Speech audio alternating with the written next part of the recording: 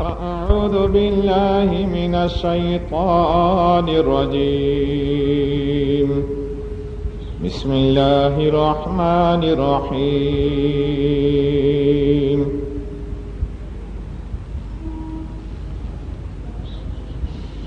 قل إن كنتم تحبون الله فاتبعوني يغفر لكم ذنوبكم قل إن كنتم تحبون الله فاتبعوني يغفر لكم ذنوبكم والله غفور رحيم قل أطيعوا الله والرسول فإن تولوا فإن الله لا يحب الكافرين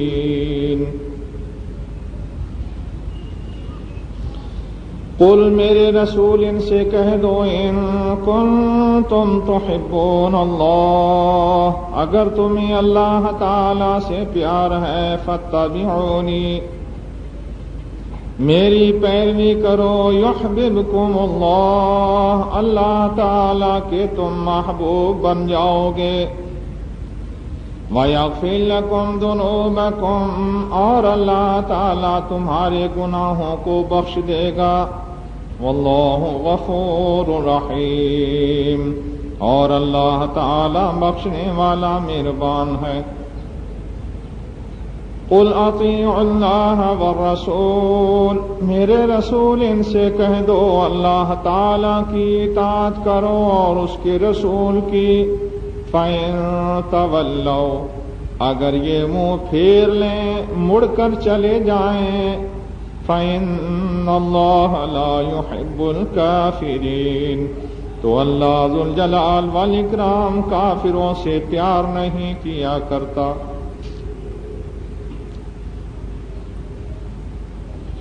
اللہ ذوالجلال والاکرام کی تعریف کے بعد جناب رسول اللہ صلی اللہ علیہ وآلہ وسلم پر درود بھیجنے کے بعد سورہ آل عمران کی آیت نمبر 32 اور 33 آپ کے سامنے پڑھی ہیں اور ترجمہ عرض کیا ہے۔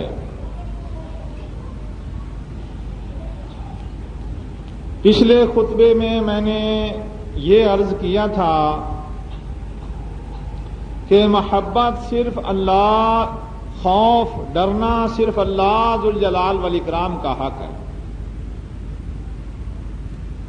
اور اس کی وضاحت کی تھی کس قسم کا خوف شرک میں شامل ہے اور کس قسم کا خوف اللہ ذوالجلال والاکرام اپنے سوا کسی اور سے روا رکھتا ہے۔ جب اندیکھی طاقت سے کوئی شخص ڈرتا ہے کہ یہ مجھے نقصان پہنچائے گا یا اللہ تعالیٰ کے ہاں سفارش کرے گا اور میرا نقصان ہو جائے گا۔ غالباً 21 رجب تھی پچھلے خطبے کو، اور وہ رجب کے کنڈے بھرنے کا دن تھا۔ اسی کے پیش نظر میں نے خطبہ دیا کہ اللہ تعالیٰ نے فرمایا انما ذالکم الشیطان یخوفکم اولیاءہ، شیطان تمہیں اپنے ساتھیوں سے ڈراتا ہے، تم ان سے نہ ڈرو، مجھ سے ڈرو۔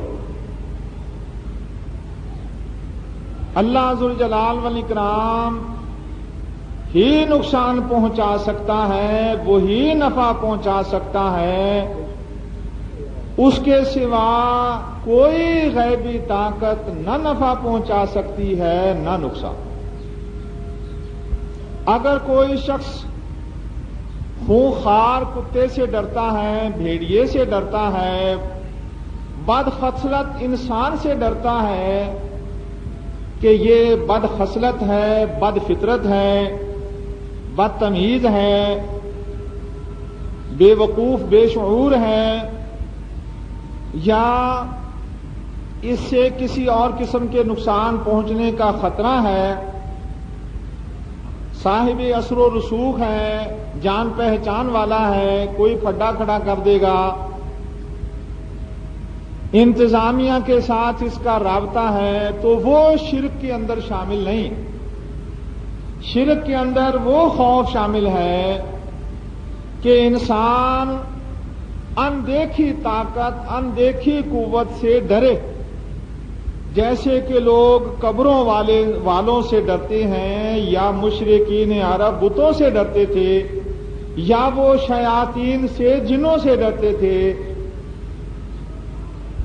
کان رجال من الانس یعوذون برجال من الجن فزادوہم رہقا۔ اللہ تعالیٰ نے سورہ جن میں فرمایا کہ انسان جنوں کی پناہ چاہتے تھے، اور جب وہ کسی وادی میں اترتے تو وہ کہتے کہ اے اس وادی کے سردار، آپ آگے جگہ پوری کر لیں پیچھے، تاکہ جو آنے والے ہیں ان کو تکلیف نہ ہو، اگلی جگہ کو پورا کر لیں۔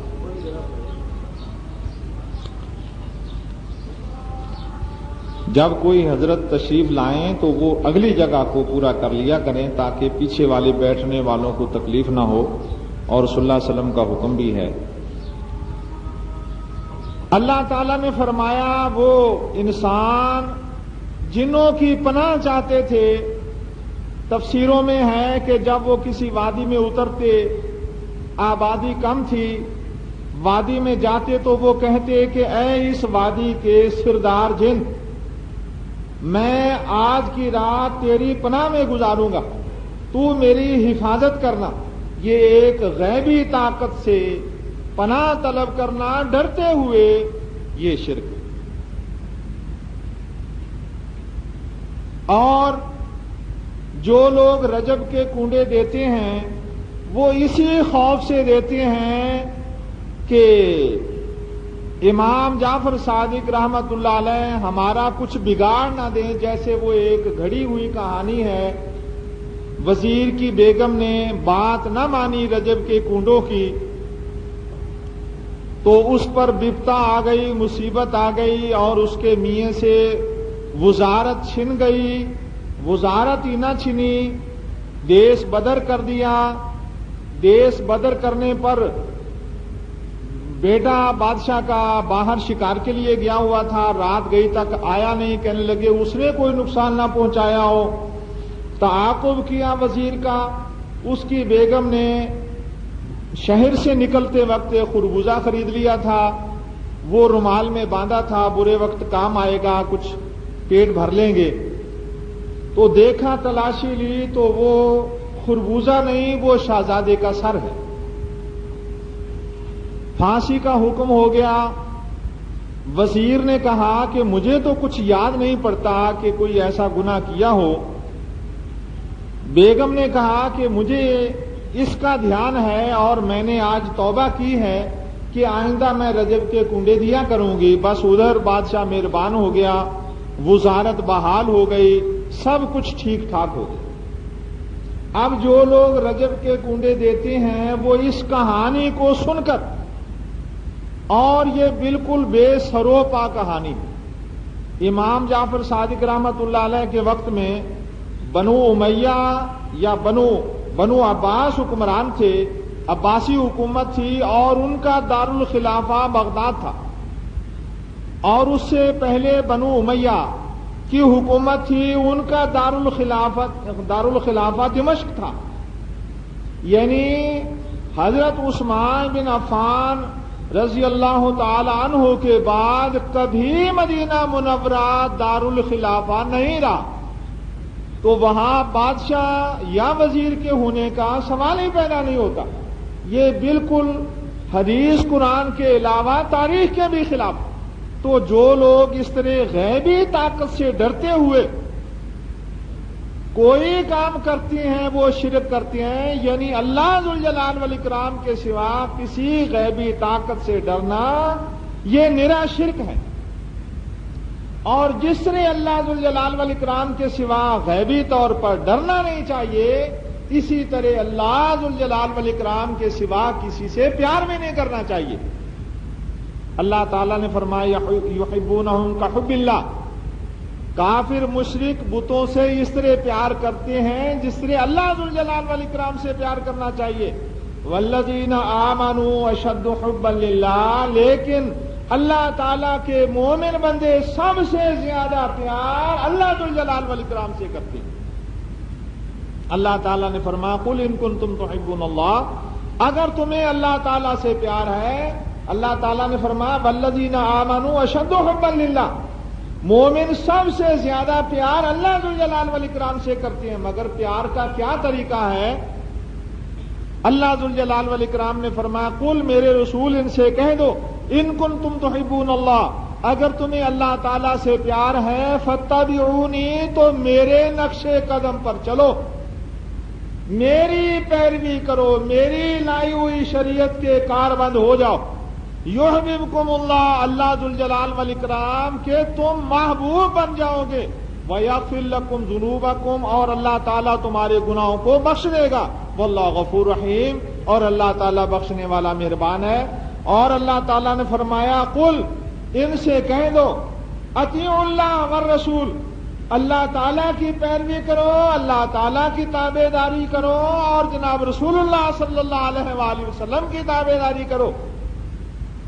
فَإِن تَوَلَّوْا، اگر یہ منہ موڑ لیں، اگر یہ اس بات سے برگشتہ ہو جائیں، اگر اس بات پر یہ یعنی تصدیق نہ کریں، آمنا صدقنا نہ کریں، عمل نہ کریں، فرمایا فَإِنَّ اللَّهَ لَا يُحِبُّ الْكَافِرِينَ، تو اللہ تعالیٰ کافر لوگوں سے پیار نہیں کرتا۔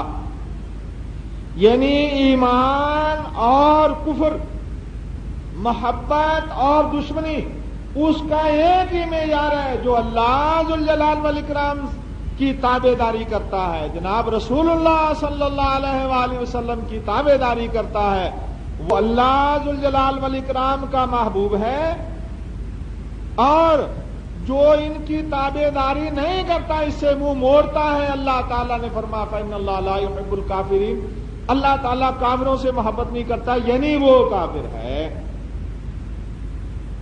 اللہ تعالیٰ اللہ کے رسول صلی اللہ علیہ وآلہ وسلم کی تابع داری اللہ تعالیٰ کی محبت کرنے حاصل کرنے کا واحد ذریعہ، اور اللہ تعالیٰ نے فرمایا والذین آمنوا اشد حبا للہ، سورہ بقرہ میں اللہ تعالیٰ نے فرمایا کہ ایماندار سب سے بڑھ کر اللہ تعالیٰ سے محبت کرتے ہیں، اور جناب رسول اللہ صلی اللہ علیہ وآلہ وسلم نے فرمایا، بخاری مسلم کی حدیث ہے، من اعطى للہ ومنع للہ وحب للہ وابغض للہ فقد استکمل الایمان، جو کسی سے محبت کرے تو اللہ تعالیٰ کے لیے، کسی سے نفرت کرے تو اللہ تعالیٰ کے لیے، مال خرچ کرے تو اللہ تعالیٰ کے لیے، خرچ کرنے سے ہاتھ روکے تو اللہ تعالیٰ کے لیے، جس میں یہ چار باتیں ہیں اس کا ایمان مکمل ہے۔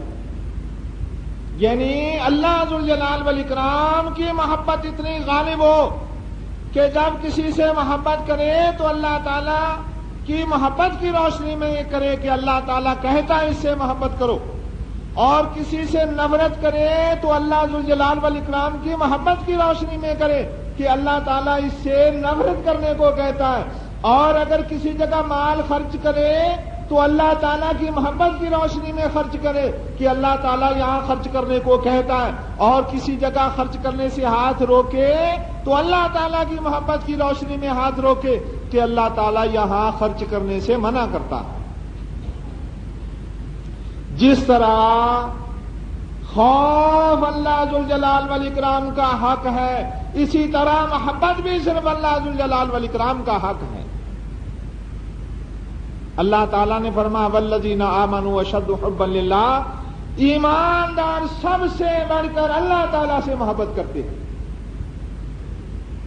اگر کوئی شخص ماں باپ سے محبت کرتا ہے اللہ تعالیٰ کا حکم سمجھ کر، بیوی بچوں کی خدمت کرتا ہے، ان سے پیار رکھتا ہے اللہ تعالیٰ کا حکم سمجھ کر، اگر وہ کافر کے ساتھ جنگ لڑتا ہے اللہ تعالیٰ کا حکم سمجھ کر، اگر کسی جگہ روپیہ خرچ نہیں کرتا یہ گناہ کا کام ہے اس لیے، تو اللہ ذوالجلال والاکرام کا حق ہے کہ سب سے بڑھ کر ایماندار اللہ ذوالجلال والاکرام سے محبت کرے، اور اگر وہ اللہ ذوالجلال والاکرام کو چھوڑ کر کسی اور سے محبت کرتا ہے تو وہ پھر اللہ ذوالجلال والاکرام کا بندہ نہیں، وہ اس کا بندہ۔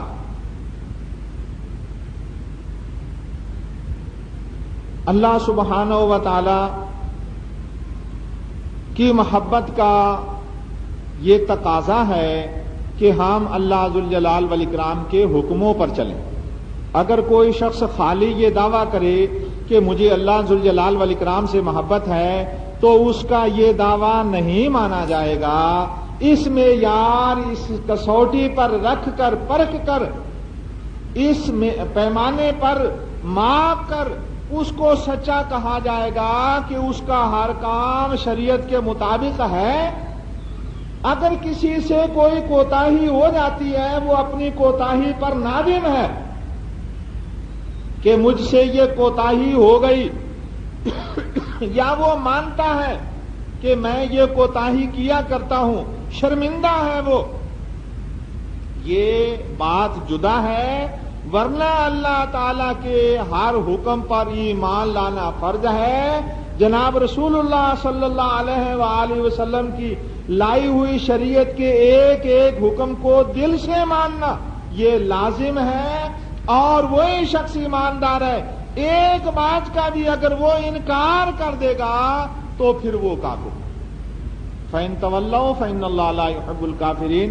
اللہ تعالیٰ نے فرمایا وَالَّذِينَ يُؤْمِنُونَ بِمَا أُنزِلَ إِلَيْكَ وَمَا أُنزِلَ مِن قَبْلِكَ، جو لوگ اس پر ایمان لاتے ہیں، اس شریعت پر جو آپ پر اتاری گئی، جو شریعت تم پر اتاری گئی، اور اس شریعت پر وہ ایمان لاتے ہیں جو تم سے پہلے شریعتیں نازل کی گئیں، اللہ تعالیٰ نے فرمایا یہ لوگ متقی ہیں، یہ لوگ پرہیزگار ہیں، یہ لوگ مومن ہیں۔ قیامت کے دن ان نجات فلاح ان لوگوں کی ہوگی۔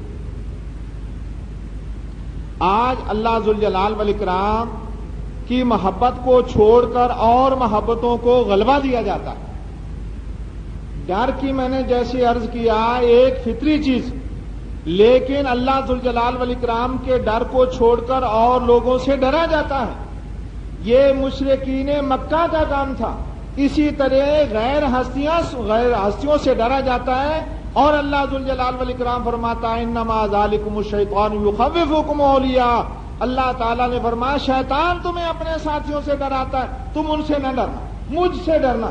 اسی طرح اللہ تعالیٰ کے مقابلے میں کسی اور سے محبت کی جائے اس سے نفع حاصل کرنے کے لیے تو یہ بھی شرک ہے۔ آج اللہ سبحانہ و تعالی کے حکم کو چھوڑ کر اور حکموں کی طرف چلا جاتا ہے۔ بعض لوگ تو اس کو زندگی گزارنے کا طریقہ سمجھتے ہیں کہ یہی زندگی گزارنے کا طریقہ ہے۔ لباس غیر اسلامی، کام کاج غیر اسلامی، شکل صورت غیر اسلامی، بات چیت غیر اسلامی، سوچ بچار غیر اسلامی۔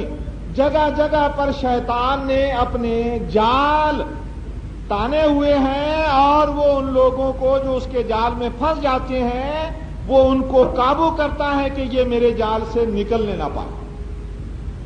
آپ نے کبھی دیکھا ہوگا مکڑا دیوار پر بیٹھا ہوتا ہے، اس کا جال ہوتا ہے، اور جب مکھی اس کے جال پر اترتی ہے اور اس کے پاؤں اس میں الجھ جاتے ہیں تو مکڑا اس کے اوپر اپنے تار کو زیادہ سے زیادہ لپیٹتا ہے تاکہ اب یہ میرے قابو سے نکل نہ جائے۔ جب ایک دفعہ کوئی شخص شیطان کے جال میں پھنس جاتا ہے تو پھر شیطان اس کو کوشش کرتا ہے اب یہ میرے جال سے نہ نکلے۔ وہ اس کو کس طرح قابو رکھتا ہے، اس کو ڈراتا ہے، یہ تیرا نقصان ہو جائے گا، تیرا یہ نقصان ہو جائے گا، تیرا یہ نقصان ہو جائے گا، تجھے اس طرف سے خطرہ ہے۔ لیکن اللہ ذوالجلال والاکرام سے محبت کرنے والا اول تو شیطان کے جال میں پھنستا ہی نہیں، اور اگر کبھی غلطی ہو جائے، تھوڑی سی چوک ہو جائے، اللہ تعالیٰ نے فرمایا ان الذین اتقوا، میرے متقی بندوں کی یہ عادت ہے اذا مسهم طائف من الشیطان تذکروا، جب شیطان ان پر ہلکا سا حملہ بھی کرتا ہے وہ فوراً متنبہ ہو جاتے ہیں فاذا مبصرون، اور وہ شیطان کی راہ چھوڑ کر سیدھی راہ اختیار کر لیتے ہیں۔ مگر یہ اس شخص کو اللہ ذوالجلال والاکرام توفیق دیتا ہے جس کا پکا ارادہ ہو۔ ہمیں سورہ فاتحہ نماز میں پڑھنے کا کیوں حکم دیا گیا، اس کو فرض کیوں کیا گیا؟ شیطان نے کسی اور چیز سے دشمنی بیر نہیں رکھا۔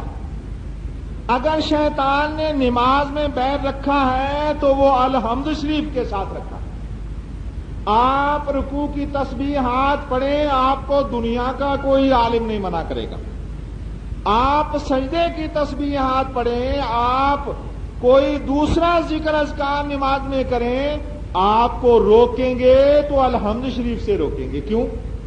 اس لیے کہ اس میں دو باتیں، ایاک نعبد و ایاک نستعین، یا اللہ میں صرف تیری عبادت کرتا ہوں اور صرف تجھ سے مدد مانگتا ہوں۔ اور پھر اللہ تعالیٰ نے اکیلا نماز پڑھ رہا مگر حکم دیا کہ کہو ایاک نعبد، ہم تیری عبادت کرتے ہیں، ہم تیری ہی عبادت کرتے ہیں اور ہم تجھ ہی سے مدد چاہتے ہیں۔ ہم حالانکہ نماز پڑھ رہا ہے اکیلا، وجہ یعنی مومن اپنے آپ کو ایک جماعت کا فرد سمجھے، کسی وقت اس کے دل میں یہ نہ رہے کہ میں اکیلا ہوں۔ وہ اکیلا کسی گھڑی نہیں ہے، وہ مومن جماعت کا ایک حصہ ہے اور اس زنجیر کی ایک کڑی ہے، وہ تنہا نہیں، وہ اکیلا بھی ہے تو وہ جماعت کے ساتھ ہے۔ اللہ ذوالجلال والاکرام نے مل کر رہنے کا حکم دیا۔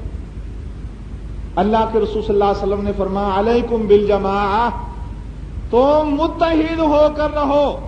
فرمایا کہ شیطان اسی شخص کو شکار کرتا ہے جو جماعت سے تنہا ہو جائے، جیسے ریوڑ سے نکل جانے والی بکری بھیڑیے کا شکار ہوتی۔ ایک تو سورہ فاتحہ میں یہ بات ہے بنیادی کہ یا اللہ ہم تیری ہی عبادت کرتے ہیں اور تجھ ہی سے مدد چاہتے ہیں، اور دوسری اس میں یہ بات ہے اہدنا الصراط المستقیم، یا اللہ ہم کو سیدھی راہ دکھا۔ اور سیدھی راہ کون سی ہے؟ صراط الذین انعمت علیہم، ان لوگوں کی راہ جن پر تو نے انعام کیا، غیر المغضوب علیہم ولا الضالین، ان لوگوں کی راہ نہیں جو سیدھی راہ سے گمراہ ہو گئے یا جن پر تیرا غضب ہوا۔ تو دو باتیں شیطان کو بہت بری لگتی ہیں، ایک توحید اور ایک اللہ تعالی کی جماعت۔ اہدنا الصراط المستقیم، ہمیں سیدھی راہ دکھا۔ اللہ تعالیٰ نے فرمایا کن لوگوں کی راہ؟ جن پر تیرا انعام ہوا۔ اور دوسری جگہ اللہ تعالیٰ نے فرمایا وَمَن يُطِعِ اللَّهَ وَالرَّسُولَ، جو اللہ تعالیٰ کی اطاعت کرے گا، جناب رسول اللہ صلی اللہ علیہ وآلہ وسلم کی اطاعت کرے گا، یہ کن لوگوں کے ساتھ ہے؟ فَأُولَٰئِکَ مَعَ الَّذِينَ، ان لوگوں کے ساتھ ہے جن پر اللہ تعالیٰ نے انعام کیا۔ یہاں اللہ تعالیٰ نے کیا فرمایا؟ اہدنا الصراط المستقیم تعلیم دی، نماز میں فرض ہے کہ سورہ فاتحہ کیوں فرض کی گئی؟ دو باتوں کا، سوال، تقاضا، دعا لازم، یعنی یہ سورت جو ہے قرآن پاک کا خلاصہ، اور سورت فاتحہ کا خلاصہ یہ چیزیں، ایاک نعبد و ایاک نستعین اہدنا الصراط المستقیم۔ صراط مستقیم کون سی ہے؟ ان لوگوں کی راہ جن پر تو نے انعام کیا۔ اللہ تعالیٰ نے فرمایا ان لوگوں کی راہ جن پر تو نے انعام کیا۔ انعام کن لوگوں پر کیا؟ فرمایا من اولئک الذین فاولئک مع الذین انعم اللہ علیہم، یہ جو شخص جناب رسول اللہ صلی اللہ علیہ وسلم کی، اللہ تعالیٰ کی، جناب رسول اللہ صلی اللہ علیہ وسلم کی اطاعت کرے گا، یہ اس جماعت کے ساتھ ہے جن پر اللہ تعالیٰ نے انعام کیا۔ کن لوگوں پر انعام کیا؟ من النبیین والصدیقین والشہداء والصالحین، نبیوں پر، صدیقوں پر، شہیدوں پر، صالحین پر، وحسن اولئک رفیقا، اور سب سے بہترین ساتھ یہ ہے۔ اللہ ذوالجلال والاکرام نے فرمایا جو اطاعت کرے گا ان کا اس کو ساتھ ملے گا۔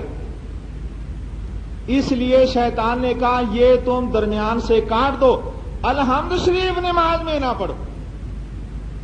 اللہ ذوالجلال والاکرام کے ساتھ پیار یہ ہے کہ اس کی راہ پر چلا جائے۔ اگر کوئی شخص کتنا بھی دیندار کہلائے، وہ کتنا بھی محب رسول کہلائے، وہ کتنا بھی اپنے آپ کو اہل توحید کہلائے، جب تک اللہ اس کے رسول صلی اللہ علیہ وآلہ وسلم کا تابعدار نہیں، وہ جھوٹ کہتا ہے، وہ جھوٹ کہتا ہے۔ یہودی نہیں کہتے تھے نحن ابناء اللہ واحباؤہ، ہم اللہ تعالیٰ کے بیٹے اور اللہ تعالیٰ کے محبوب ہیں۔ قرآن پاک گواہی دے رہا ہے، یہودی کہتے تھے نحن ابناء اللہ واحباؤہ، ہم اللہ تعالیٰ کے بیٹے ہیں، اللہ تعالیٰ کے محبوب ہیں. وہ کہتے تھے لن يدخل الجنت الا من كان هودا او نصارى، جنت میں وہی جائے گا جو یہودی ہے، یہودی کہتے تھے، عیسائی کہتے تھے جو عیسائی ہے. یہ ان کی بات. وہ کہتے تھے لن تمسنا النار الا ایاما معدودہ، چند دن ہمیں آگ میں جانا پڑے گا، دوزخ میں جانا پڑے گا، ہم تو اللہ تعالیٰ کے محبوب ہیں. یہ ان کا دعویٰ تھا. مگر اللہ تعالیٰ نے کیا فرمایا؟ اللہ تعالیٰ نے فرمایا کہ یہ یہودی عیسائی کافر ہیں. وہ دعویٰ کرتے تھے کہ ہم اللہ تعالیٰ کے ولی ہیں، اللہ تعالیٰ کے محبوب ہیں. اللہ تعالیٰ نے فرمایا یہ کافر ہیں. آج بھی اگر کوئی شخص یہ کہتا ہے ہم محب رسول ہیں، وہ کہتا ہے ہم عین اس راہ پر ہیں جس راہ پر جناب رسول اللہ صلی اللہ علیہ وسلم آپ کے صحابہ تھے، مگر وہ اللہ تعالیٰ کی، اس کے رسول اللہ صلی اللہ علیہ وسلم کی اطاعت نہیں کرتا. اس کے دل میں اللہ تعالیٰ کی محبت غالب نہیں، اپنی جماعت کی محبت غالب ہے، اپنی فقہ کی محبت غالب ہے، حنفیت، مالکیت، شافعیت یا حنبلیت کی محبت غالب ہے. وہ جھوٹا ہے، اللہ تعالیٰ اس کو جھوٹا کہتا ہے. 4 مارچ کو لاہور مینار پاکستان پہ جلسہ ہوا، اور کون سی جماعت جلسہ کر رہی ہے؟ جمعیت علماء اسلام. اس کے جنرل سیکریٹری قاضی عبداللطیف صاحب سینیٹر، وہ وہاں پر اعلان کرتے ہیں کہ اگر پاکستان کے اندر اسلام نافذ نہ کیا گیا تو ہم ملک گیر تحریک چلائیں گے. ہم اس بات پر خوش ہیں اسلام نافذ کرو. لیکن اسی جماعت کے نائب صدر مولانا محمد اجمل صاحب وہ فرماتے ہیں ملک کے اندر فتاوی عالمگیری نافذ کرو. رات یہاں پر راولپنڈی میں جلسہ ہوا، آپ نے اخباروں میں پڑھا ہوگا، اس میں بھی یہ تقاضا کیا گیا کہ ملک کے اندر فقہ حنفی کو نافذ کیا جائے. یہ اللہ ذوالجلال والاکرام سے محبت ہے، یہ جناب رسول اللہ صلی اللہ علیہ وآلہ وسلم سے محبت ہے، یہ اسلام کا نفاذ ہے. ہمیں علامہ احسان الہی ظہیر شہید رحمت اللہ علیہ بڑی بےتابی کے ساتھ اس وقت یاد آتے ہیں جب وہ ان کی نیتوں پر شبہ کرتے تھے، اور مجھے علامہ صاحب کی یہ بات اچھی نہیں لگتی تھی. میں کہتا تھا کہ اسلام کے نفاذ کے لیے وہ شریعت بل نافذ کر رہے ہیں، اور انہوں نے کہا ہے کہ جی ٹھیک ہے کتاب و سنت کو ہم یہ شک اڑا کر یہ شک شامل کرتے ہیں، مگر وہ صحیح سمجھ رہے تھے. وہ فرماتے تھے کہ نہیں، یہ لوگ مخلص نہیں ہیں.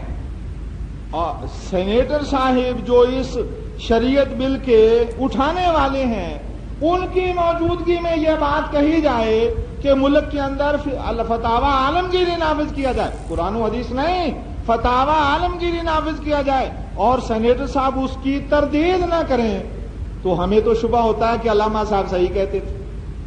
پھر ہم اگر اس تحریک میں ہمیں شامل ہونے کے لیے کہا جائے تو ہم فتاوی عالمگیری کے لیے بالکل داخل نہیں ہو سکتے، شامل نہیں ہو سکتے، ہم اس کی بالکل تائید نہیں کر سکتے. ہم تو کتاب اللہ، سنت رسول اللہ صلی اللہ علیہ وسلم کی ایشان نفاذ کی حمایت کر سکتے ہیں، اس تحریک میں شامل ہو سکتے ہیں. اگر فقہ حنفی کی بات کی جائے تو ہم اس میں بالکل شامل ہیں، اور اگر ہم شامل ہوتے ہیں ہم اللہ تعالیٰ کے مجرم ہیں. ہمیں اللہ تعالیٰ سے پیار نہیں، شریعت محمدیہ سے پیار نہیں، ہمیں حنفیت سے پیار نہیں. بہت دنوں پہلے کی بات ہے، سب سے پہلے ایشیا کے اندر یہ بیان آیا تھا مفتی محمد شفیع رحمت اللہ علیہ کا، اور اس کے بعد وہی ان کا بیان ان کی زندگی میں، مفتی صاحب کی زندگی میں یہی بیان المنبر کے اندر آیا. مجھے یاد پڑتا ہے نوائے وقت میں بھی آیا، ہندوستان کے اخباروں میں بھی چھپا. مفتی صاحب فرماتے ہیں کہ ہم قادیان گئے، وہاں ختم نبوت کا جلسہ تھا. میں باہر گیا، مولانا انور شاہ کشمیری رحمت اللہ بیٹھے ہیں، اور سر پکڑے بیٹھے ہیں. مفتی صاحب فرماتے ہیں میں نے کہا حضرت طبیعت ٹھیک ہے؟ مفتی صاحب فرمانے لگے کہ عمر ضائع کر دی. مفتی انور شاہ صاحب محدث کہنے لگے کہ عمر ضائع کر دی. تو مفتی صاحب کہنے لگے جو کہ ان کے شاگرد تھے, مولانا کاشمیری کے شاگرد تھے, کہنے لگے جی حضرت کیا فرما رہے ہیں آپ؟ کہنے لگے کہ ہم نے حنفی فقہ, حنفی دستور کو مضبوط کرنے کے لیے ساری توانائیاں خرچ کر دی. قیامت کے دن اللہ ذوالجلال والاکرام نے ہم سے یہ نہیں پوچھنا ہے کہ تم حنفی تھے یا شافعی, اور نہ اللہ تعالیٰ نے امام شافعی یا امام حنفی یا امام احمد بن حنبل یا امام مالک کو قیامت کے دن رسوا کرنا ہے. جو اپنی زندگیاں کتاب و سنت کی خدمت میں گزار گئے اللہ تعالیٰ ان کو تاج پہنائے گا. ہم نے جو ان کے مسلک کو مضبوط کرنے کے لیے عمر لگائی وہ عمر ضائع کر دی. حنفی عالم کیا کہے گا کہ حنفی مسلک صحیح ہے, خطا کی احتمال ہے. شافعی کیا کہے گا؟ شافعی مسلک صحیح ہے, خطا کی احتمال ہے.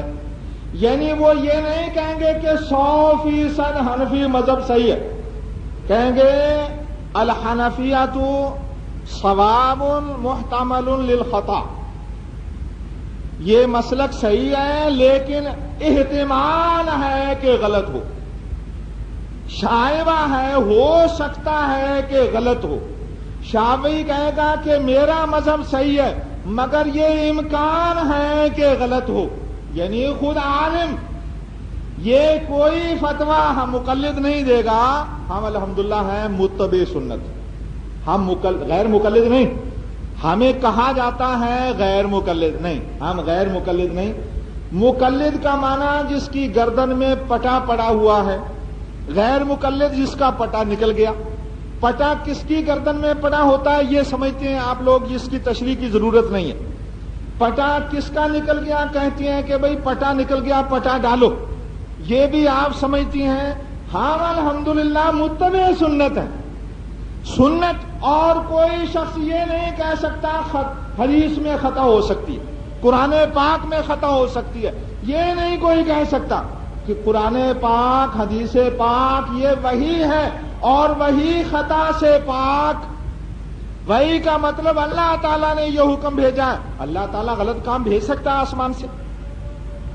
جناب رسول اللہ صلی اللہ علیہ وسلم کی مسجد میں امام مالک رحمت اللہ علیہ درس حدیث دیا کرتے تھے, اور وہ جب فرماتے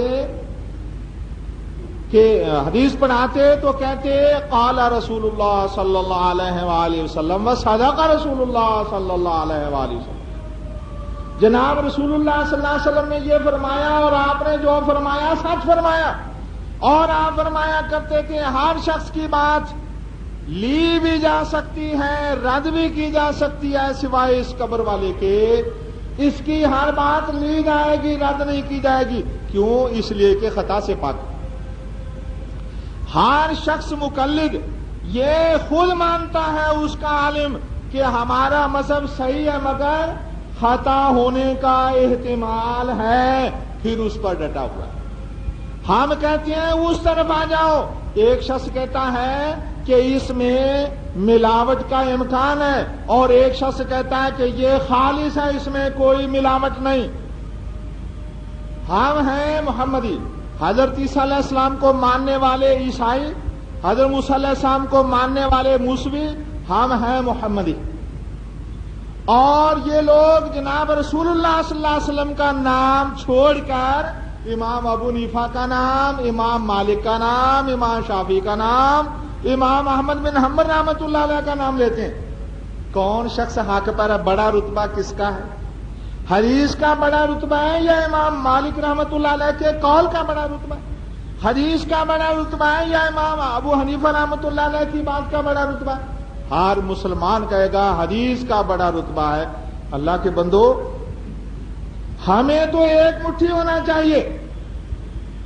بڑے بڑے علماء کرام, مفتی محمود رحمت اللہ علیہ, کہا کرتے تھے قرآن و حدیث، دوسرے علماء کہتے تھے قرآن و حدیث، مگر پھر خواہ مخواہ غلط بات کی طرف چلے جانا اور فقہ حنفی کی بات کرنا، فتاوی عالمگیری کی بات کرنا، بخاری شریف سے بیر رکھنا۔ بخاری شریف شافعی، حنبلی، حنفی، مالکی چاروں فقہ کے بڑے بڑے جلیل قدر علماء کرام کہتے ہیں قرآن پاک کے بعد سب سے زیادہ صحیح کتاب بخاری شریف ہے، اور بخاری شریف کی بات کو نہیں لیتے، دل میں نفرت ہے۔ امام بخاری ابو حنیفہ کی یہ بات غلط ہے، بلکہ امام ابو حنیفہ رحمۃ اللہ علیہ کی کئی جگہ بات امام بخاری رحمۃ اللہ علیہ نے لی، کہتے ہیں یہ مقلد تھے، انہوں نے امام شافعی کی بات چھوڑی، امام حنیفہ رحمۃ اللہ علیہ کی بات نہیں ہم دلیل دے سکتے، اور اس کے باوجود کہتے ہیں نہیں فلاں جگہ پر انہوں نے امام ابو حنیفہ رحمۃ اللہ علیہ پر چوٹ کی۔ میرے دوستو، میں یہ کسی پر انگلی اٹھانے کے لیے بالکل نہیں کہہ رہا، میں یہ کہہ رہا ہوں کہ سیدھی راہ جس میں شک نہیں ہے کہ یہ سیدھی راہ، اس کو چھوڑ کر اس راہ کو اختیار کرنا جس کے بارے میں تم خود کہتے ہو کہ آگے کوئی خطرہ لاحق ہو سکتا ہے، کہ اس راستے پر دشمن بیٹھا ہو، یہ راستہ آگے بند ہو، پہاڑ ہو یا سمندر ہو، یہ راستہ غلط ہو سکتا ہے مگر صحیح ہے، امکان ہے، یعنی ظن غالب، امکان یہ غالب ظن یہ ہے، زیادہ تر یہ خیال ہے کہ یہ راستہ صحیح ہے مگر غلط ہو سکتا ہے، اور ایک راستہ اس کے بارے میں یقین ہے کہ یہ غلط ہو ہی نہیں سکتا، پھر اس کو چھوڑ کر اس راستے پر کیوں چلتے؟ اور کافر تو یہ چاہتا ہے کہ مسلمانوں میں پھوٹ پڑے۔ مولانا انور شاہ کشمیری رحمۃ اللہ علیہ نے فرمایا کہ جن کی برائی پر سب متفق ہیں، ہم نے ان کاموں کو کیوں نہ آج تک کیا؟ میں نے عمر ضائع کر دی اپنی، جن کاموں کی برائی پر سب متفق ہیں، قبر پرستی پر سب متفق ہیں کہ قبر پرستی شرک ہے، غیر اللہ کی عبادت شرک ہے۔ سیالکوٹ میں ایک عالم سے بات ہوئی، کہنے لگے جی غیر اللہ کو سجدہ نہیں کرنا چاہیے۔ میں نے کہا آپ قبروں پر چل کے دیکھیں سجدہ ہوتا، کہنے لگے جی ہوتا ہے مجھے بھی معلوم مگر ہونا نہیں چاہیے۔ میں نے کہا آپ کوئی اہل حدیث دکھائیں کہ قبر پر سجدہ کرتا ہو، کیونکہ اہل حدیث علماء اور دیوبندی علماء اس کا بڑے زور سے وعظ فرماتے ہیں، تاکید کر کے، آپ ایسا کیوں نہیں کہتے؟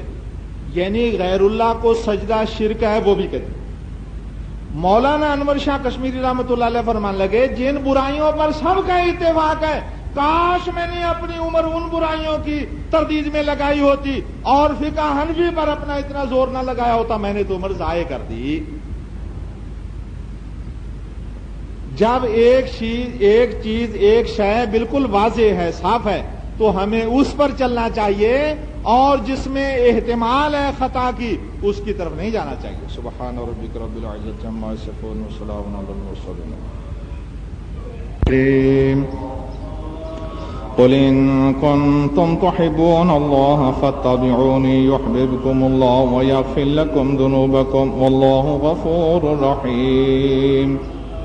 اللہ ذوالجلال والاکرام نے فرمایا کہ میرے رسول یہ بات ان سے کہہ دو کہ اگر تمہیں اللہ تعالیٰ سے پیار ہے تو میری پیروی کرو، اللہ تعالیٰ تم سے پیار کرے گا اور تمہارے گناہوں کو بخش دے گا۔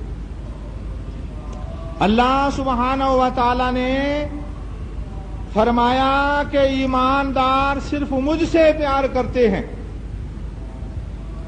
اور پیار کی شکل یہ بتائی کہ تم اللہ تعالیٰ اس کے رسول صلی اللہ علیہ وآلہ وسلم کی پیروی کرو، اور فرمایا قل اطیعوا اللہ والرسول، اللہ تعالیٰ اس کے رسول صلی اللہ علیہ وسلم کی پیروی کرو، فإن تولوا، ان سے کہہ دو کہ اگر یہ منہ موڑیں گے فإن اللہ لا يحب الکافرین، تو اللہ تعالیٰ کافروں سے پیار نہیں کرتا۔ اللہ تعالیٰ اس کے رسول صلی اللہ علیہ وسلم کی پیروی اللہ تعالیٰ کی محبت حاصل کرنے کا واحد ذریعہ، اور ان سے منہ موڑنا کفر، یہ قرآن پاک کا فیصلہ۔ تعویل کر کے کوئی شخص اگر کسی کے ذہن میں ہے کہ یہ بات یوں ہے، وہ اللہ ذوالجلال والاکرام کے ہاں بری ہو جائے گا، جبکہ یعنی وہ یقین کے ساتھ دو ٹوک اللہ کے رسول صلی اللہ علیہ وسلم کی بات نہیں ٹھکراتا، نہیں وہ کاٹتا، لیکن میں انشراح صدر کے ساتھ کہہ سکتا ہوں کہ جب ایک شخص امام بخاری رحمۃ اللہ علیہ پر تنقید کرتا ہے، ہمارے پاس اس کے اوپر کتابیں موجود ہیں، امام بخاری رحمۃ اللہ علیہ کے خلاف لکھی جانے والی کتابیں، امام بخاری رحمۃ اللہ علیہ نے کیا بیر کا کام کیا، کیوں بیر ہے ان کو ان سے؟ اس لیے کہ وہ حدیثیں تشت ازبام کر دیتے ہیں، منظر عام پہ لے آتے ہیں کہ اللہ کے رسول صلی اللہ علیہ وسلم نے یہ فرمایا ہے۔ اب دغل فریب دجل وہ ختم ہو گیا، دھوکہ نہیں دیا جا سکتا۔ جب بازار میں کھرا مال بک رہا ہے تو ملاوٹ والا مال بک نہیں سکتا، کھرا مال بیچنے والے سے ملاوٹ والا مال بیچنے والا بیر رکھتا ہے، یہ کھرا مال کیوں بیچ رہا؟ یہ امام بخاری رحمۃ اللہ علیہ سے بیر۔ اس سے زیادہ حضرت ابو ہریرہ رضی اللہ تعالیٰ عنہ سے بیر۔ امام بخاری تو 3 صدی ہجری کے اندر ہوئے ہیں نا، 2-3 صدی ہجری ان کی عمر ہے، لیکن امام حضرت ابو ہریرہ رضی اللہ عنہ تو جناب رسول اللہ صلی اللہ علیہ وسلم کے صحابی ہیں۔ کہتے ہیں جی وہ فقیہ نہیں تھے، اس لیے کہ جتنی فقہ حنفی کو باتیں کاٹنے والی حدیثیں ہیں وہ زیادہ تر حضرت ابو ہریرہ سے مروی ہیں، حضرت ابو ہریرہ سے سب سے زیادہ حدیثیں مروی ہیں، ان کو حضرت ابو ہریرہ سے بھی بیر ہے۔ امام بخاری تو بعد میں رہ گئے، تابعین بھی تبع تابعین میں سے بھی نہیں ہے، حضرت ابو ہریرہ رضی اللہ تعالیٰ عنہ سے بھی بیر ہے۔ تو ہم انشراح صدر سے یہ بات کہہ سکتے ہیں کہ ان کا دل مانتا ہے کہ حق یہ ہے، مگر پھر وہ جاتے ہیں سہارا لے کر علماء محدثین کی اس بات کا کہ اگر کوئی شخص تعویل کر کے دوسری راہ پر جاتا ہے تو اللہ تعالیٰ اس کو بخشے گا، سہارا لیتے ہیں۔ ان کے دل میں ہے کہ حق وہی ہے جو کتاب اللہ سنت رسول اللہ صلی اللہ علیہ وآلہ وسلم نے۔ میں عرض کر رہا تھا کہ اللہ ذوالجلال والاکرام سے محبت کرنا یہ مومن کا سب سے بڑا فریضہ ہے، اور اللہ کے رسول صلی اللہ علیہ وسلم سے محبت کرنا۔ جناب رسول اللہ صلی اللہ علیہ وسلم نے فرمایا کہ جو شخص مجھے اپنے دنیا کے تمام رشتوں سے حتیٰ کہ اپنی جان سے بڑھ کر بھی مجھ سے پیار نہیں کرے گا وہ مومن نہیں۔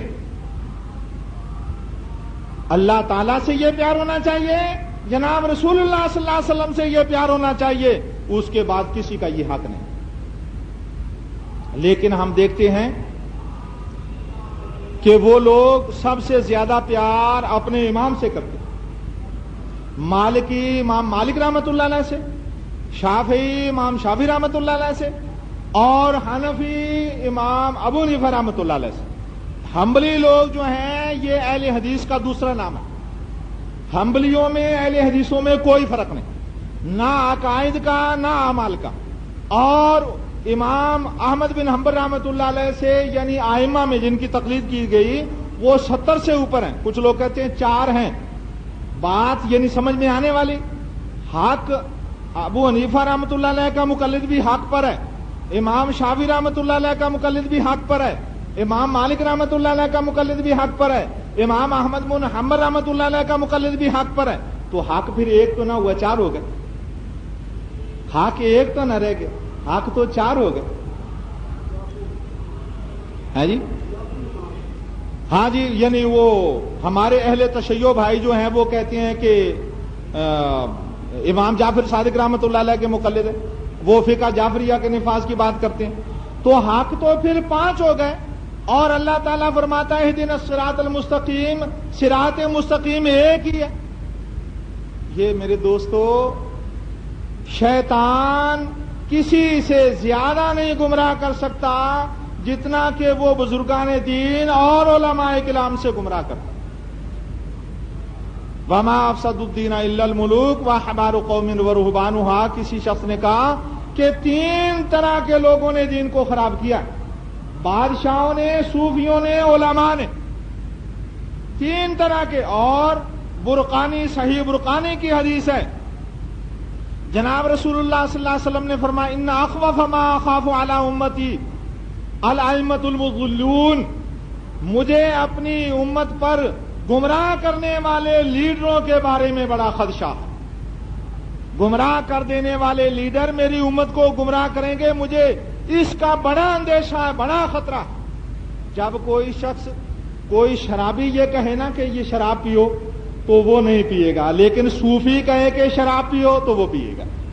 وہ جی حافظ کا شعر پڑھ دیتے ہیں کہ اگر بزرگ کہے کہ اپنے مسلح کو شراب میں بھگو لو تو پھر بھگو لو. اور یہ آپ قوالیاں بھی سنتے ہیں، وہ ایک اقرار کرتا ہے شرابی ہوں، میں تو شرابی ہوں، بار بار کہتا جاتا میں تو شرابی ہوں، اور اس کو وہ بڑے غور کے ساتھ، بڑی محبت کے ساتھ سنیں گے. شیخ عبدالحق محدث دہلوی نے ایک کتاب لکھی اخبار الاخیار، اس کے اندر ایک شخص عبدالوہاب کا ذکر کیا. وہ دکن گئے اور قاضی عبدالعزیز کے ہاں اترے. انہوں نے کہا کہ مجھے بتائیے اس شہر میں کوئی اہل اللہ ہو، کوئی صوفی اللہ والا، خدا رسیدہ آدمی. اور یہ بات تو کسی کو معلوم نہیں ہوتی. جو کہتا ہے کہ میں ولی ہوں وہ جھوٹا ہے. اللہ تعالیٰ نے فرمایا کہ یہودی عیسائی کہتے تھے ہم اللہ تعالیٰ کے ولی ہیں. حضرت عائشہ رضی اللہ تعالیٰ عنہ فرماتی ہیں کہ جب مجھ پر بہتان لگا تو مجھے یقین تھا کہ اللہ تعالیٰ مجھے بری کرے گا، لیکن مجھے یہ نہیں خیال تھا کہ میرے بارے میں قرآن پاک میں سورہ نور میں 2 رکوع نازل ہو جائیں گے. یہ نہیں مجھے خیال تھا. اس واقعہ کو حضرت عائشہ رضی اللہ عنہ کی اس بات کو لے کر محدثین، مفسرین، علماء دین فرماتے ہیں ولی کو معلوم نہیں ہوتا میں ولی ہوں، ولی کو معلوم نہیں ہوتا کہ میں ولی ہوں، اور جو کہتا ہے میں ولی ہوں وہ جھوٹا، وہ شیطان کا ولی ہے. اللہ تعالیٰ نے فرمایا انما ذالکم الشیطان یخوفکم اولیاء، شیطان اپنے ولیوں سے تمہیں ڈراتا ہے. یعنی ایک شیطان کے ولی ہوتے ہیں. یہ شیطان کے ولیوں کا کام کہ سیدھی راہ سے، اور یہ ائمہ مضلین، اللہ کے رسول صلی اللہ علیہ وسلم نے فرمایا میں اپنی امت کے بارے میں گمراہ کرنے والے ائمہ سے، لیڈروں سے، گمراہ کرنے والے دینی رہنماؤں سے ڈرتا ہوں. وہ بزرگ گئے، انہوں نے کہا کہ ایک شخص ہے لیکن خلاف شریعت اس کی باتیں مجھے اچھی نہیں لگتی، اور یہ دعوے کے ساتھ کہتے ہیں کہ ہم تو حضرت خضر کی شریعت پر چلتے ہیں، ہم حضرت خضر کی شریعت پر چلتے ہیں. حضرت خضر نے قتل کر دیا تھا، اور قتل کرنا برا ہے، شریعت کے اندر برا ہے، لیکن حضرت خضر نے قتل کر دیا. شریعت، حقیقت، طریقت، معرفت. مگر اللہ کے رسول صلی اللہ علیہ وآلہ وسلم نے جو چیز ہمیں دی وہ شریعت ہی ہے. اسی پر حضرت ابو بکر صدیق چلے، اسی پر حضرت عمر بن خطاب، اسی پر حضرت عثمان بن عفان، اسی پر حضرت علی بن ابی طالب، اسی پر حضرت عبد الرحمن بن عوف، حضرت ابو عبیدہ بن جراح، حضرت سعد بن معاذ، دوسرے اجلہ صحابہ رضوان اللہ علیہم اجمعین اس پر چلتے رہے. اور خبیب رضی اللہ عنہ جب مکے میں بندھے ہوئے ہیں اسی شریعت پر چل رہے تھے، اسی شریعت پر. جس گھر میں وہ قیدی ہیں وہ کہتی ہیں کہ میں نے خبیب جیسا اچھا قیدی نہیں دیکھا. مکے میں انگوروں کا نام و نشان نہ تھا، اور میں نے اپنی آنکھوں سے، خبیب بندھا ہوا ہے میرے گھر میں، اور میں نے خبیب کے پاس اپنی آنکھوں سے انگور پڑے دیکھے. یہ ولی والی بات نہیں کہ موسم ہی نہیں انگوروں کا، مکے میں انگور نہیں، موسم بھی نہیں، لیکن حضرت خبیب رضی اللہ عنہ کے پاس انگور پڑے. یہ ولی والی بات نہیں ہے. جیسے اللہ تعالیٰ نے حضرت مریم کا فرمایا تھا، حضرت زکریا نے کہا انا لک ھذا، یہ تمہیں کہاں سے مل گئے؟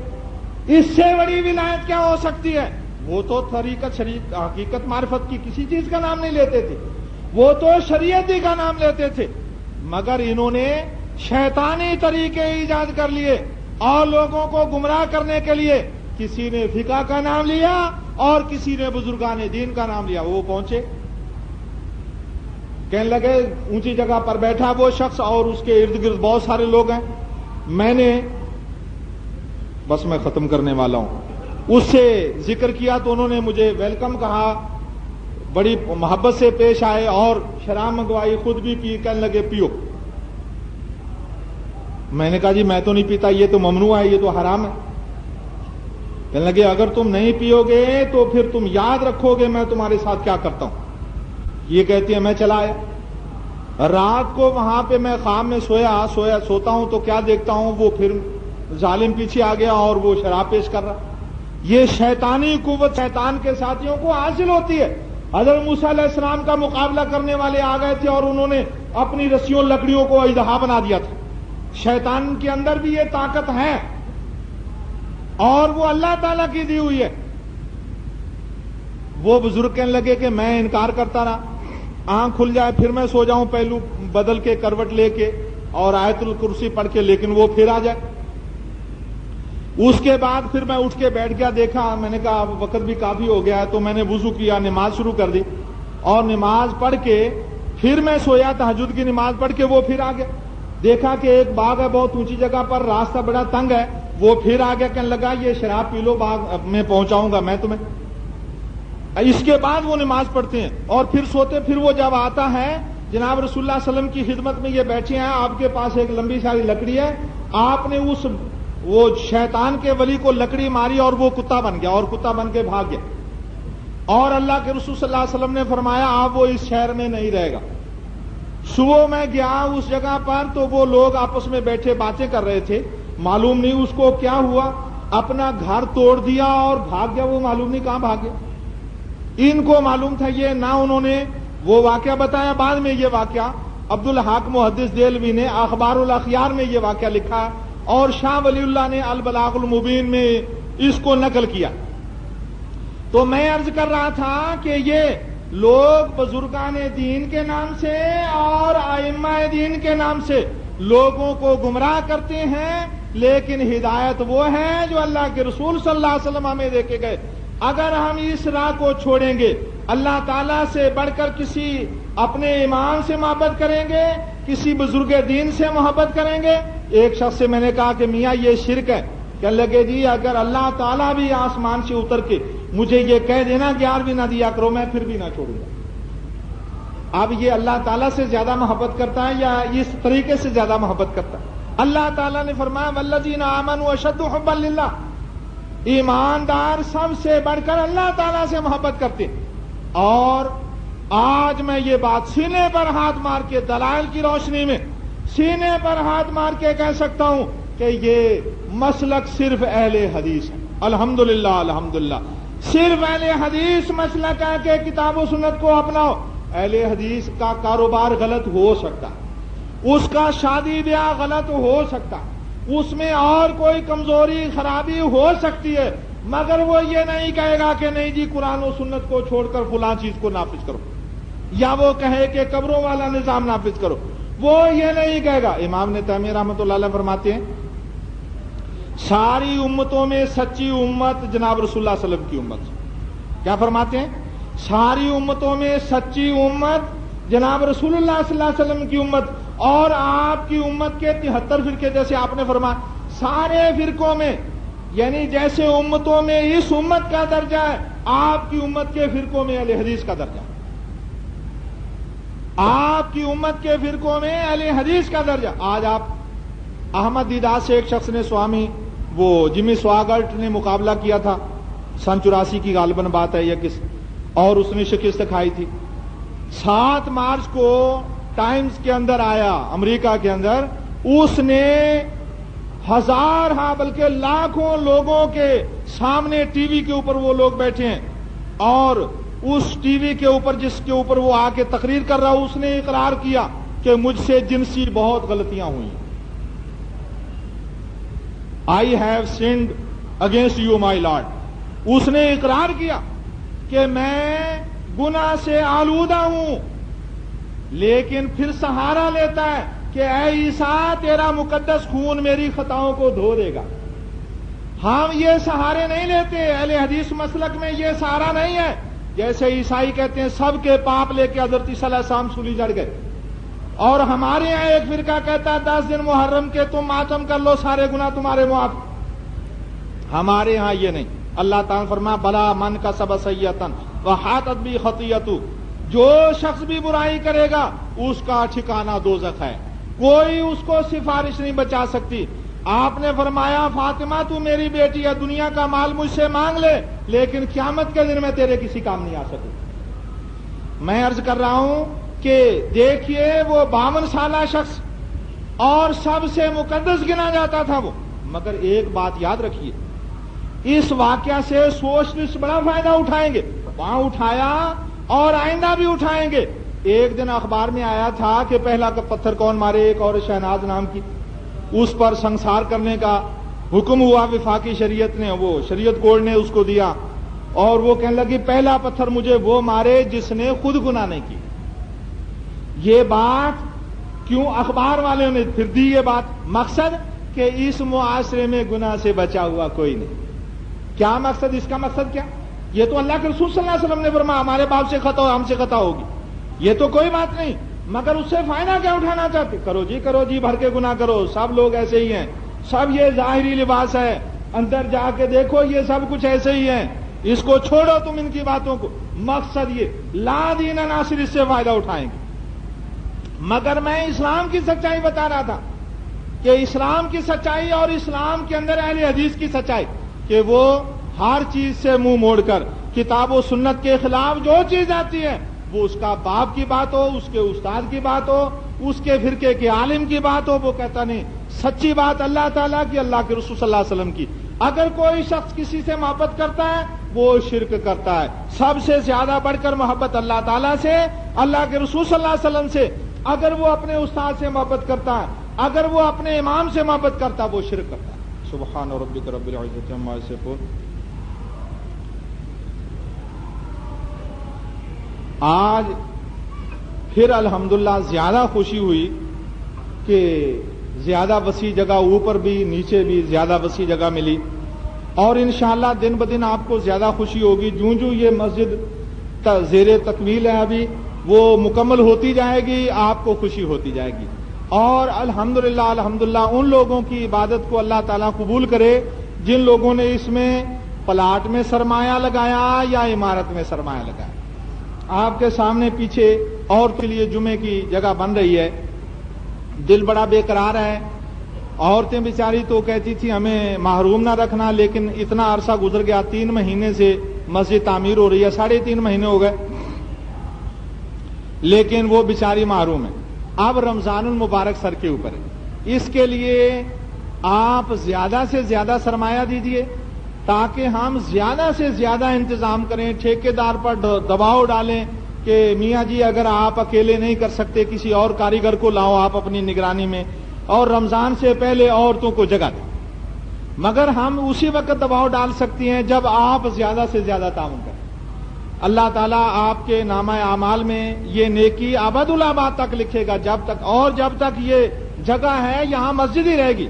ہندو چلے گئے مگر وہ جگہ مندر ہی ہے، اور یہاں مسجد ہی رہے گی۔ حکومتیں بدلتی رہیں گی، زمانے آتے جاتے رہیں گے، مگر تعمیر کے اندر وہ مطلب ہے ریپیئر ہوتی رہے گی، مرمت ہوتی رہے گی، مگر رہے گی مسجد ہی۔ اس لیے آپ زیادہ سے زیادہ اس میں حصہ ڈالیں۔ دوسری بات، آپ اوپر بھی حضرات بیٹھے دیکھ رہے ہیں، نیچے بھی صفیں ٹوٹی ہوئی ہیں، 3 برس کی صفیں لی ہوئی ہیں۔ جب مسجد بنی تھی تو کئی دوستوں نے ماشاءاللہ بڑے تعاون کیے تھے اور صفیں ڈلوائی تھیں، اب نئی صفوں کی ضرورت ہے، اس کے بھی آپ توجہ کریں۔ دوسری بات یہ ہے کہ ہمارے ایک الحمدللہ اچھے نمازی ہیں، حاجی عبدالخالق، ملک عبدالخالق، انصاف گارمنٹس والے، بازار کلا میں معروف مشہور شخصیت ہیں جماعت کی، پرانے جماعت کے افراد میں سے ہیں الحمدللہ، اور اس جماعت کی بنیاد رکھنے والوں میں اور بنیاد میں حصہ لینے والے نمازیوں میں سے ہیں۔ ان کی اہلیہ محترمہ کے لیے پچھلے جمعے میں دعا کروائی تھی، وہ بیچاری انتقال کر گئی ہیں۔ اللہ ذوالجلال والاکرام سے دعا کیجیے کہ اللہ تبارک و تعالی ان کی خطاؤں کو معاف کرے۔ خطاؤں سے پاک اللہ تعالی یا اللہ کے رسول، خطاؤں سے پاک کوئی نہیں۔ ہم دعا کرتے ہیں اللہ تعالیٰ ان کی خطاؤں کو معاف فرمائے، اللہ تعالیٰ ان کی نیکیوں کو قبول کرے، اور وہ ان کی بات بھلائی نہیں جا سکتی جب وہ بیماری سے یعنی بے ہوش ہونے سے تھوڑا عرصہ پہلے، مہینہ 1.5 مہینہ پہلے بڑی بے قراری سے کہتی تھی کہ میرا رب مجھے معاف کر دے گا۔ بیٹوں نے کہا کہ ہاں، وہ ایک ڈر اللہ تعالیٰ کا اچھی چیز ہے، لیکن اللہ تعالیٰ فرماتا ہے اِنَّهُ لَا يَيْأَسُ مِن رَّوْحِ اللَّهِ إِلَّا الْقَوْمُ الْكَافِرُونَ، اللہ کی رحمت سے مایوس ہونا کفر ہے۔ اللہ تعالیٰ کا ڈر اچھی بات ہے، لیکن ڈر اس حد تک بڑھ جائے کہ انسان اس کی رحمت سے مایوس ہو جائے، یہ ڈر بھی کفر بن جاتا ہے۔ تو وہ بیچاری ان کو اپنے گناہ اس طرح یاد آتے تھے اور رو رہی تھیں اور اللہ تعالیٰ سے معافیاں مانگ رہی تھیں۔ تو یہ بات بڑی اچھی بات کہ مرنے سے پہلے ان کو اللہ تعالیٰ نے یہ جذبہ عطا کیا کہ وہ ڈر رہی ہیں اور اللہ تعالیٰ سے معافیاں مانگ رہی ہیں اور زار قطار وہ رو رہی ہیں۔ اللہ ذوالجلال والاکرام ان کو جنت الفردوس میں جگہ دے۔ اللہ ذوالجلال والاکرام ان کے پسماندگان کو صبر جمیل عنایت فرمائے۔ اللہم انصر الاسلام والمسلمین، اللہم اعز الاسلام والمسلمین واذل الشرک والمشرکین ودمر اعداء الدین، اللہم اجعل کلمۃ الاسلام ہی العلیٰ واجعل کلمۃ الکفر ہی السفلی۔ آپ جلدی تشریف لایا کیجئے، آج اتفاق ہو گیا، کچھ ٹائم اوپر ہو گیا، 10-12 منٹ۔ انشاءاللہ تعالی آئندہ 1 سے لے کر 1:10 تک لازماً انشاءاللہ ختم کر دیا کریں گے۔ کوشش یہ ہوتی ہے کہ آپ کے کان میں کوئی نصیحت کی بات پڑ جائے، یہ دنیا کے کام بالکل پورے نہیں ہوں گے، انسان مر جاتا ہے، دنیا کے کام ختم نہیں ہوتے۔ یہ خطبہ سننا فرض ہے، آپ اس کو سمجھیں کہ نماز صرف 2 رکعت پڑھنا فرض ہے، نہیں، خطبہ سننا فرض ہے، اور آپ اس فرض میں کوتاہی برتیں، اللہ ذوالجلال والاکرام سخت باز پرس کرے گا۔ آپ 12 بجے ہر صورت مسجد میں پہنچ جایا کیجئے، انشاءاللہ تعالی 1 سے لے کے 10 کے درمیان ختم کر دیا کریں گے۔ سبحان ربک رب العزۃ عما یصفون وسلام علی المرسلین والحمد للہ رب العالمین۔